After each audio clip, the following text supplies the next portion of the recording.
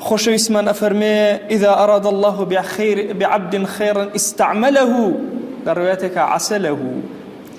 ئەگەر خوا جل جلاله عبدێک لە عبدەکانی خۆشویست بەکاری ئەهێنێ یا شیرینی ئەکا، وتیان چۆن شیرینی ئەکا؟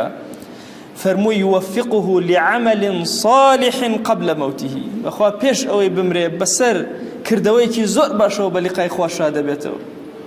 خوای گەورە تەوفیقێکی وای ئەدا پێش مردن خەریکی خواناسی و دینداری ئەبێ.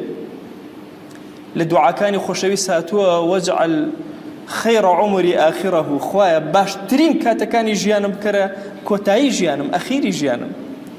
کۆتایی ژیانت بە چی سەرفەکەی؟ بزانە چەندێک تەوفیق هامڕاتە لە کۆتایی ژیانتە. چاوت لە ماڵی دنیا نەبێ، بە دوای کردەوەی چاکە ڕاکە. خوا جەل جەلالوه ڕزقی تۆی مسۆگەر کردووە. کاڵم بە دوای دنیای ڕامەکە مەبەستم ئەوە نییە کاسبی نەکەی، نا. کەسی موسڵمان ئازاترینە لە بازاڕە، کاسبی بۆ خۆی و بۆ غەیری خۆشی ئەکە.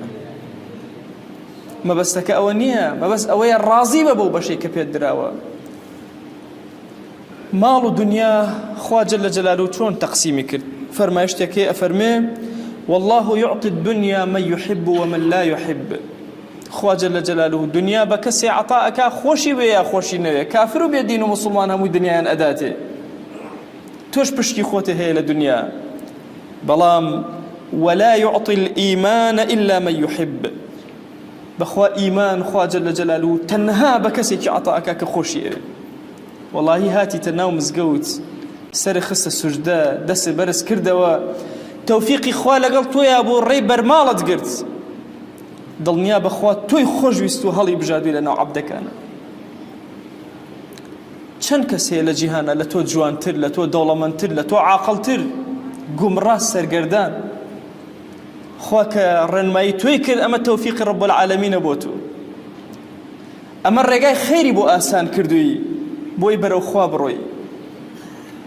بۆیە ئیمامی عومەر ڕەزا و ڕەحمەتی خوای لێبێ ئەفەرمێ واللهی ترسم نییە لەوەی کە دەست بەرزکەمەوە لە دوعایە و خوا جواب نەداتەوە.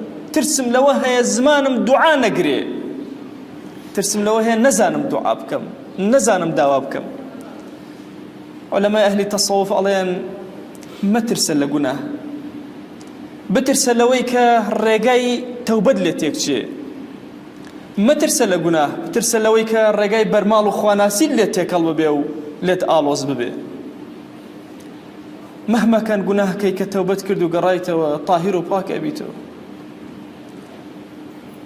تەوفیقی خوا جەل جەلالوه زۆر گەورەیە بۆ هەر یەکێک لە ئێمە.